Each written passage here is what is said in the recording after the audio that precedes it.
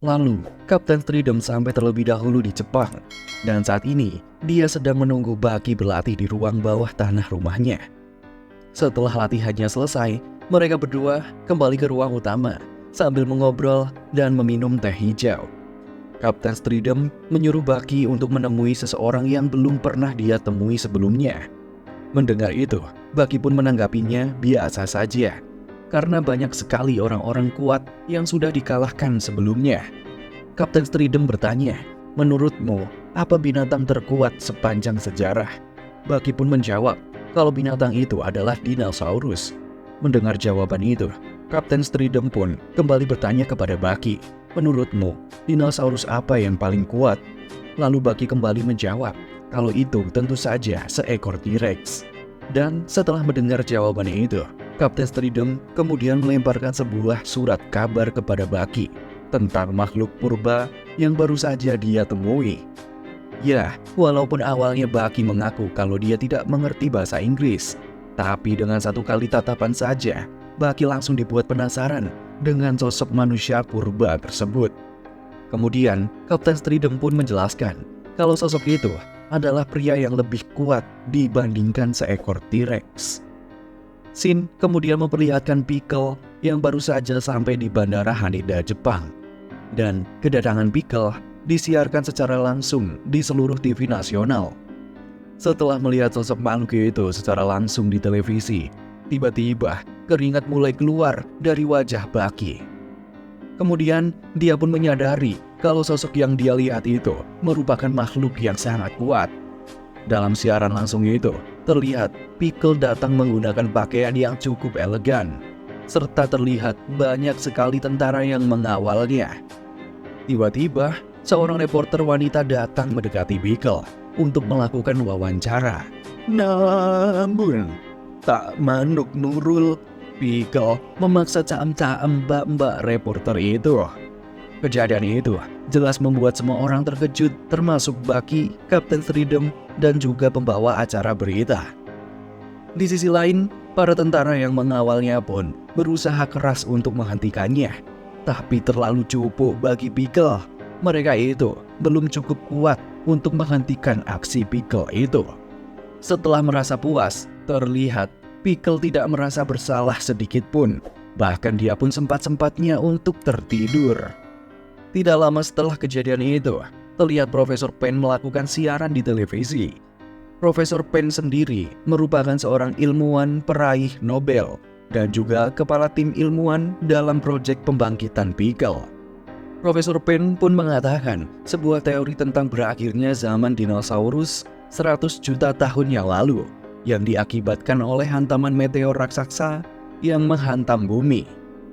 Dan akibat dari hantaman itu, awan debu besar mengepul ke atmosfer sehingga menutupi sinar matahari hingga menyebabkan penurunan suhu yang berkisar minus 270,4 derajat Celcius.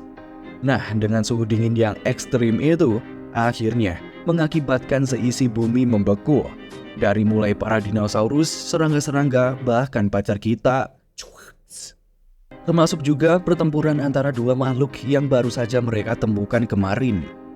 Namun, dari dua makhluk yang mereka temukan itu, salah satunya berhasil mereka bangkitkan kembali.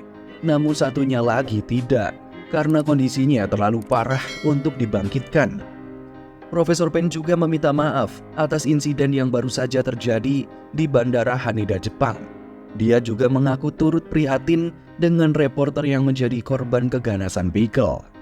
Tapi, Dr. Pen sendiri juga meminta masyarakat untuk memahami kalau Pickle merupakan manusia yang berasal dari 200 juta tahun yang lalu, yang belum memahami konsep nilai dan moral seperti apa yang dipegang teguh oleh manusia saat ini.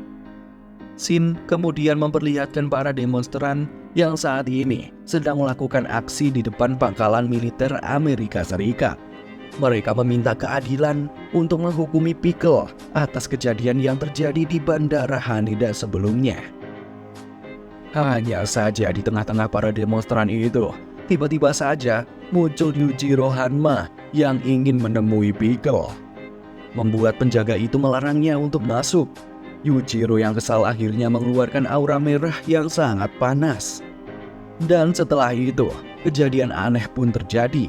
Karena tiba-tiba saja, dua pasukan yang sedang berjaga saling bergelut. Dan salah satu penjaga lain memukul tubuhnya sendiri hingga babak telur. तमाशा दे दिखाता हूँ। और फिर अचानक वहाँ खड़े दो सोल्जर आओ और कुछ देर बाद वो गेट है और एक दूसरे पर इल्जाम लगा रहे हैं अगर उन्हें खत्म कर देंगे। उन बह रहा था कि सूज गया था, किसी का मुंह सूज गया था। Melihat kejadian itu, Yujiro pun dengan santai melewatinya. Dan mereka bertiga baru saja berhenti setelah Yujiro menghentikan mereka. Di luar BMKG, Yujiro membelah gerbang dengan tangan kosong. Shin kemudian memperlihatkan Retsu yang ternyata juga menyelinap masuk ke pangkalan tersebut secara diam-diam. Berbeda dengan Yujiro, Retsu terlihat menghindari kekerasan dan memilih untuk menggunakan teknik Second Shadow. Dengan teknik ini, Retsu dapat meniru gerakan para penjaga, seolah-olah dia adalah bayangan. Dan dengan teknik ini, Retsu akhirnya berhasil mengelabui para penjaga dan menemukan tempat di mana Pickle berada. Hanya saja saat dia memasuki ruangan itu, Retsu menyadari kalau ada seseorang yang menyelinap lebih awal. Ternyiti, sosok itu adalah Shinogi Koso. Shinogi Koso menyadari kalau tujuan Retsu datang ke tempat ini pasti sama dengannya, yaitu ingin berhadapan dengan Pickle. Dan karena dia yang datang lebih awal, Shinogi Koso pun meminta Retsu untuk mengantri. Loh, kok ada lagi? Dopo Orochi secara mengejutkan keluar dari sebuah manekin dinosaurus.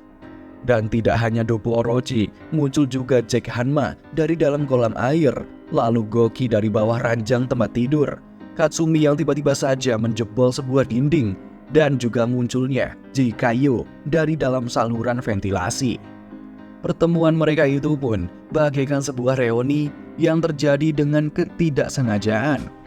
Namun setelah mereka saling bertegur sapa, akhirnya keadaan pun menjadi sedikit memanas setelah mereka semua berebut menjadi yang pertama untuk menghadapi Pickle. Tapi di sisi lain, kegaduhan itu bahkan tidak membuat Pickle terganggu sedikit pun. Yang saat ini, Pickle malah tertidur pulas di dalam sebuah pohon besar. Jack Hanma yang kesal karena Pickle tidak menganggap mereka sedikit pun menendang pohon tersebut hingga membuat Pickle terbangun. Mereka pun bengong setelah melihat Pickle yang ternyata lebih besar dari yang mereka kira sebelumnya. Namun setelah terbangun bukannya mengamuk, Pickle malah nyantui kencing di depan mereka semua. Tapi perhatian itu dengan cepat teralihkan kepada seseorang yang baru saja muncul. Dan sosok itu adalah Yujiro Hanma. Kemunculan Yujiro jelas membuat semua orang terkejut. Bahkan Yujiro juga sempat memprovokasi mereka dengan mengatakan kalau mereka semua adalah gerombolan orang-orang urakan. Mendengar hal itu, Katsumi yang tidak terima pun langsung menantang Yujiro Hanma. Meskipun mukanya terlihat panik. Ya, intinya berani dulu aja ya guys ya. Bukannya marah, Yujiro malah semakin merendahkan Katsumi. Katsumi yang terpancing tiba-tiba saja menendang Yujiro dengan penuh emosi. Tapi belum juga kakinya itu sampai mendarat tepat di kepala Yujiro, Katsumi laki-laki dipermalukan di depan banyak orang. Setelah Yujiro berhasil mencabut tali sepatu Katsumi dengan sangat cepat dan melempar tali sepatunya itu ke arah wajahnya. अगर अपनी जान बचाना चाहते हो तो ये नौजवान उनकी बातें सुन जाकर इससे खेलो। Setelah selesai bermain dengan Katsumi, Yujiro pun akhirnya mendekati Pickle. Kemudian dia lagi-lagi membuat semua orang terkejut setelah dia mulai menerobos penghalang kaca tebal hanya dengan menggunakan wajahnya saja. Dan saat ini mereka berdua saling berhadapan. Yujiro pun mengungkapkan ketertarikannya kepada Pickle karena Pickle sangat berani memburu T-Rex walaupun banyak sekali alternatif lain yang bisa dia jadikan sebagai bahan makanan. Yuichiro kemudian mengepalkan tinjunya ke arah Pickle. Ya, meskipun awalnya kebingungan, Pickle pun akhirnya melakukan hal yang sama. Yuichiro pun terlihat terkejut dengan kekuatan Pickle yang sangat kuat. Hingga akhirnya dia pun terpaksa menggunakan teknik bela diri untuk mengalahkan Pickle.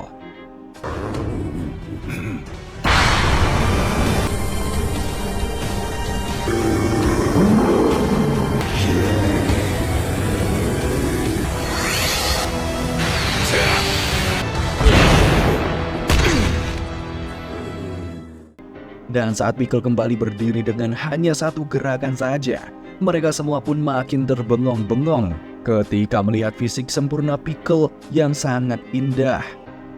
Tidak lama setelah itu, pasukan militer Amerika mengepung tempat tersebut, dan seorang komandan meminta dengan sopan agar Tuan Yuichiro Hanma untuk keluar. Setelah Yuichiro keluar, komandan yang terlihat panik mendekati Yuichiro sambil memperkenalkan diri dan juga meminta maaf karena sudah mengganggu waktunya itu. Komandan itu pun mengatakan kalau Yuichiro bukanlah seorang penyusup karena masuk melewati gerbang depan dan mereka tidak akan menangkapnya. Hanya saja dia akan menangkap teman-teman Yuichiro yang sudah menyusup dan memohon agar membiarkan Pickle yang dianggap sebagai harta budaya umat manusia. Yuichiro pun menyetujui permintaan itu, namun dengan satu syarat. Kalau pihak militer Amerika juga harus mengizinkan ke-8 orang penyusup lainnya untuk pergi juga.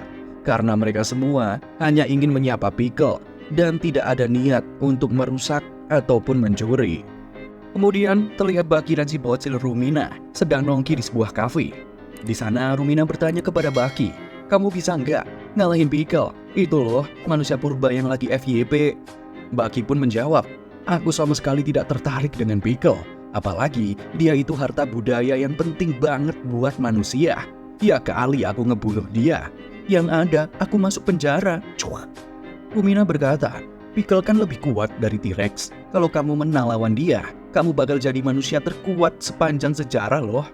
Baki menjawab, "Tujuanku bukan menjadi petarung terhebat di dunia. Aku hanya ingin melawan bapakku, Yujiro Hanma, yang kebetulan menyandang gelar sebagai manusia terkuat di muka bumi." Melihat ekspresi Baki, Rumina pun mengatakan kalau Baki selalu berseri ketika dia sedang membahas tentang ayahnya. Dan Baki pun cukup terkejut dengan perkataan Rumina itu. Scene kemudian berlanjut, memperlihatkan Pickle yang sedang merenung di dalam sebuah pohon. Pickle tampak kebingungan dengan apa yang telah terjadi kepadanya.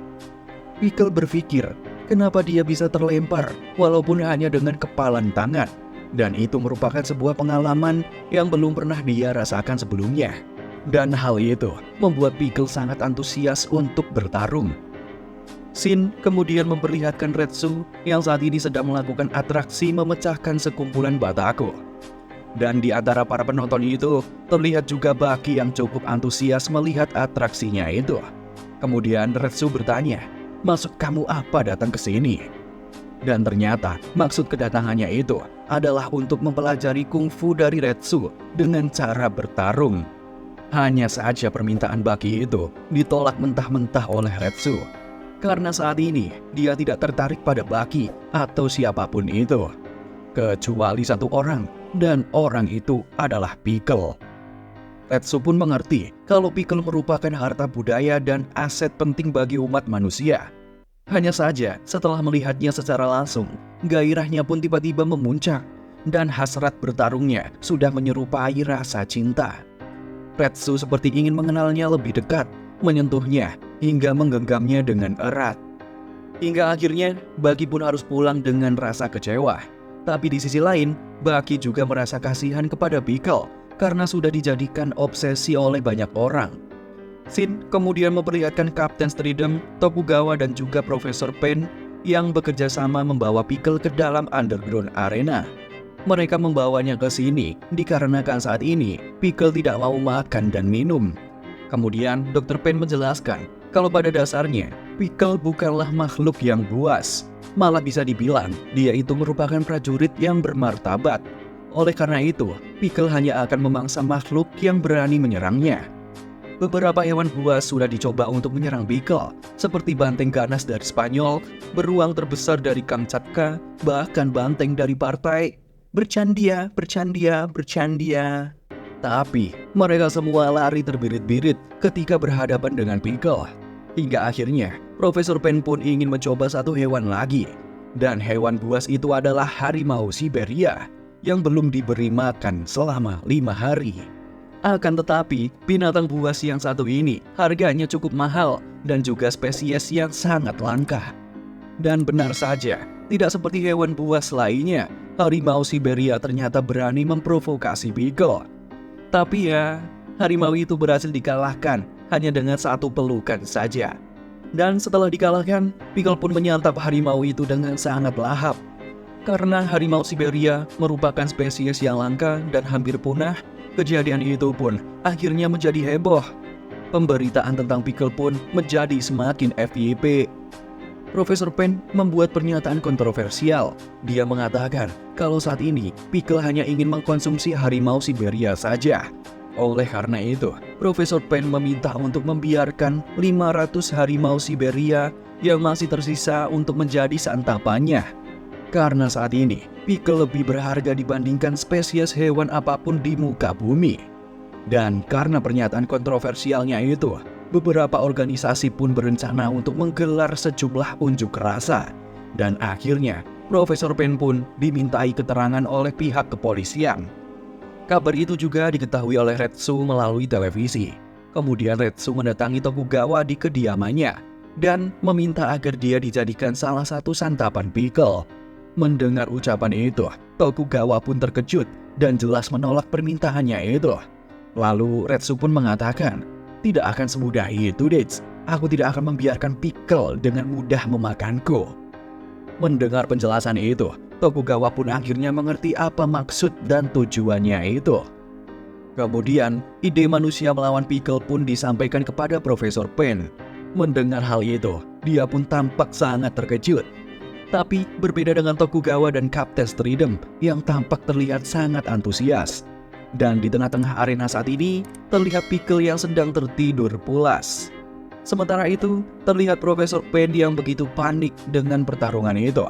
Karena menurutnya, manusia sekuat apapun pasti akan langsung habis dilahap oleh Pickle. Nah, karena terlalu banyak bicara, akhirnya Kapten Stridem dan Tokugawa secara bersamaan menyuruh Profesor Pen untuk diam. Hal itu jelas membuat dia kebingungan karena sebagai peraih Nobel, baru kali ini dia diperlakukan seperti itu. Namun, Pickle terbangun dari tidurnya dan melihat ke arah lorong. Dari sana, dia merasakan hawa kedatangan lawan yang cukup kuat. Siapakah itu? Dan orang itu adalah Retsu Kaio. Tidak seperti biasanya, Pickle pun sampai memasang kuda-kudanya. Begitupun dengan Retsu yang memasang kuda-kuda kungfu andalannya. Di awal pertarungan itu, tiba-tiba saja Pickle menyerang Retsu dengan tabokannya. Ya, walaupun saat itu Retsu masih sempat untuk menangkis, tapi karena saking kuat serangannya itu, dia pun sampai terlempar hingga pembatas arena.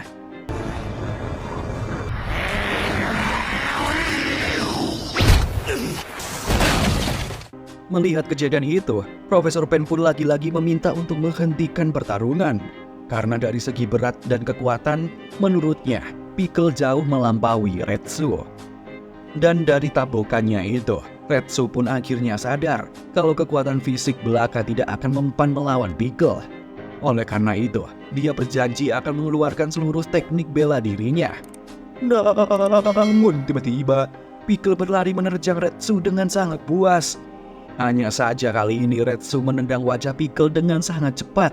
Dilanjutkan dengan cambuk dari rambutnya ke arah mata. Dan diakhiri dengan tendangan ke arah wajah saat Pickle terjatuh.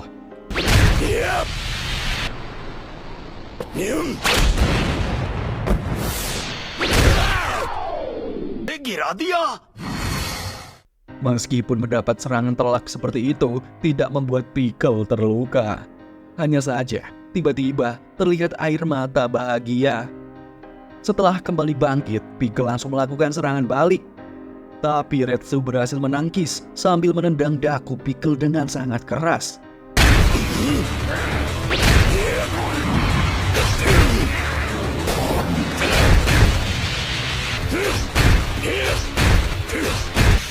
सीधा मुंह पर।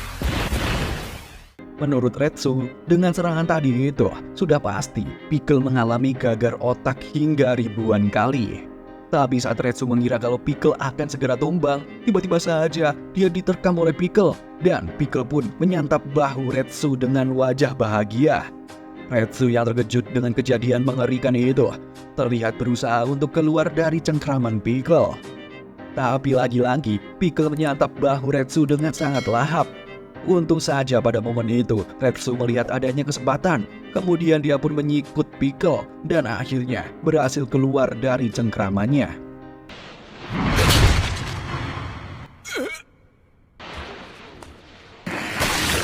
उसने काट लिया।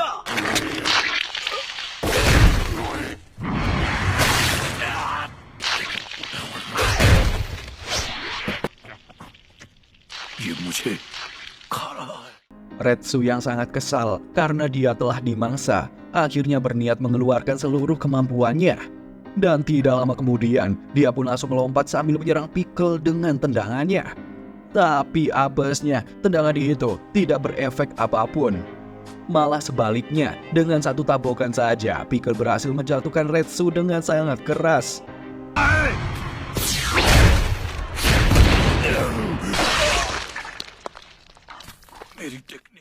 Dari serangan itu, Retsu pun akhirnya menyadari kalau teknik dan ilmu bela dirinya yang sudah berumur 4000 tahun tidak berguna ketika melawan Pickle.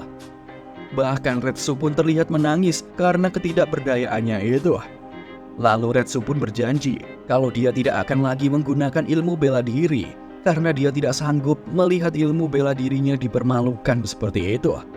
Tapi sebagai seorang petarung, Retsu pun harus mempertahankan harga dirinya, sehingga dia harus tetap bertarung demi menjaga kehormatan namanya. Sambil menangis, Retsu pun kembali memasang kuda-kuda yang tidak biasa. Dan di luar BMKG, Retsu melakukan serangan baling-baling atau serangan asal, kayak bocil. Kejadian itu jelas membuat Tokugawa merasa miris, karena petarung sekelas Retsu Kaiyo bisa-bisanya menggunakan pukulan baling-baling seperti itu. Dan Pickle yang sedang dipukuli tidak karuan pun hanya terdiam. Pickle terlihat kebingungan, dan Pickle merasa kalau tingkah Retsu itu seperti seorang betina. Kemudian Pickle yang merasa kesal pun akhirnya memukul Retsu. Tapi tiba-tiba, Retsu berhasil menangkis serangan Pickle dengan tendangannya. अब ईशु रेत्सु ये है उस पर हावी हो गए थे। सच कहूं तो मुझ पर इस मार का कोई असर नहीं हुआ।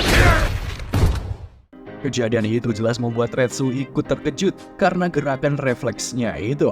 Bahkan Retsu berhasil menahan serangan Pickle berkali-kali dengan sangat mudah. Kemudian Retsu pun berhasil mendaratkan sebuah tendangan ke wajah Pickle. बात नहीं करूंगा।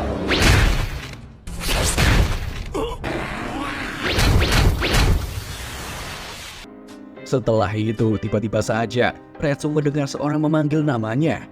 Dan begitu terkejutnya Retsu setelah melihat sosok tersebut adalah dirinya sendiri, tapi dengan postur yang lebih besar.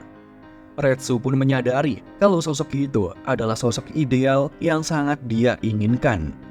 Sebelum menghilang, sosok itu pun berkata kepada Retsu kalau saat ini dia sedang diuji. Oleh karena itu, Retsu tidak usah berpikir untuk menjaga kehormatan alirannya.